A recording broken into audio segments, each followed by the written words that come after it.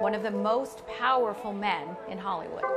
He tried to coerce me to take my top off. It's a whole culture around him that says that it's okay to treat women like this. Sexual favors are a perk of the job. I was exposed so many times to men like him. Hollywood has always had this dark secret.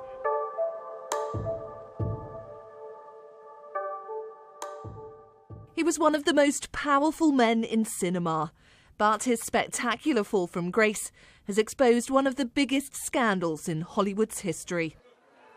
With 6 Best Picture Oscars to his name, Harvey Weinstein's influence on modern cinema has been immense, but now blown apart by an investigation by the New York Times that's exposed what was really going on behind the scenes. One of the first women to speak out on camera was a former Fox News reporter. He cornered me in this vestibule and leaned in and tried to kiss me, which I immediately rebuffed and said, whoa, whoa, whoa. I had no idea that that's what this was. He blocked the entrance or exit for me and said, well, then just stand there and be quiet. I had no idea what was going to happen, and it happened very quickly, and he immediately exposed himself.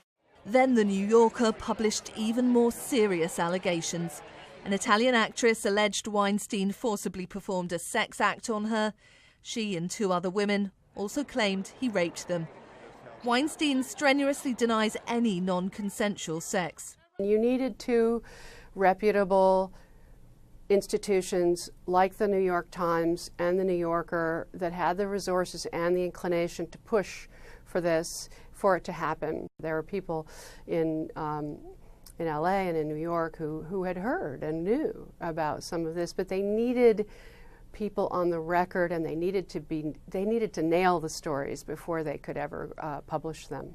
When you've got a factual story and build up, much evidence behind it, very much like MP scandals in this country, it takes real diligence and journalistic skill to get the heart of that story and make it in such a way that some lawyer can't threaten a news organisation with a hefty fine. Then came claim after claim. Some of Hollywood's biggest stars who've now gone on the record to say they too had endured humiliating experiences, including in some cases horrifying assaults. All say they were intimidated into staying silent. On Twitter, actress Rose McGowan accused him of rape, saying she was paid $100,000 to keep quiet. Gwyneth Paltrow says she was petrified when in her 20s he tried to kiss her in a hotel room and asked for a massage. Cara Delevingne said he trapped her in a room and forced her to kiss him. Romola Garai said she was horrified when at 18 a casting for Weinstein to personally approve her turned out to be alone with him in his hotel bedroom. And Angelina Jolie says a bad experience she had with the producer when she was starting out is the reason she's never worked with him since. He was in a bathtub. He tried to coerce me to take my top off, and I didn't. And I ended up leaving that situation and actually leaving my acting aspirations. I couldn't imagine who to call. Whose phone number do you dial at the Weinstein Company to say this happened to me?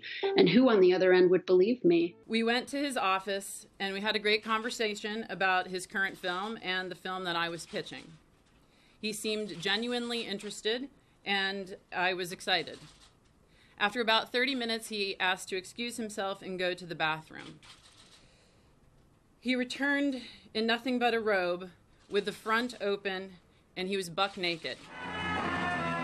Many of Weinstein's oldest friends have expressed their shock over the revelations.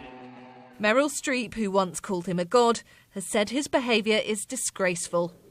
And Hollywood producer Barbara Broccoli has told Sky News it is inexcusable. We can't afford to have any form of harassment of any kind in the industry.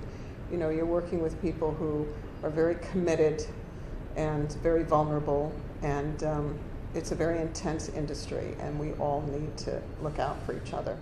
As allegations continue to mount, so have the uncomfortable questions for those who worked with him but say they were unaware. Kristen Scott Thomas starred in his Oscar-winning film The English Patient. I'm just saddened and appalled by what I hear. Never witnessed anything, but saddened and appalled. There's also been a focus on Hollywood's men to speak out. My heart goes out to anyone who suffered through that kind of abuse and experience, and I hope it sheds a light on the issue, and people, don't continue to abuse their position of power, and people aren't manipulated into situations they don't want to be a part of.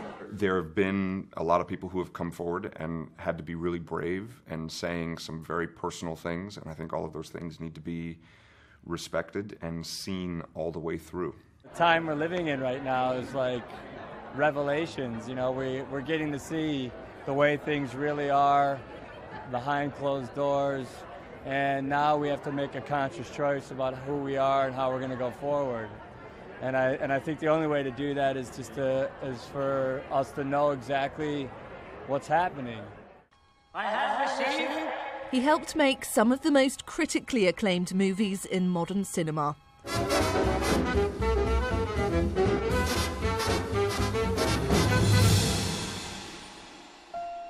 Hundreds of Oscars have been awarded to his films.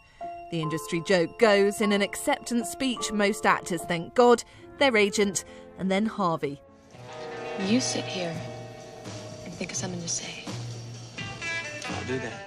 Without question, Harvey Weinstein was one of the modern movie moguls, setting up Miramax, a company that was latterly sold for gazillions to Disney. He has reshaped the way that Oscars were won with massive Oscar campaigns for productions like Shakespeare in Love. He was perhaps one of the 5 or 6 most powerful people within Hollywood. You heard about us, you probably heard we ain't in the prisoner-taking business.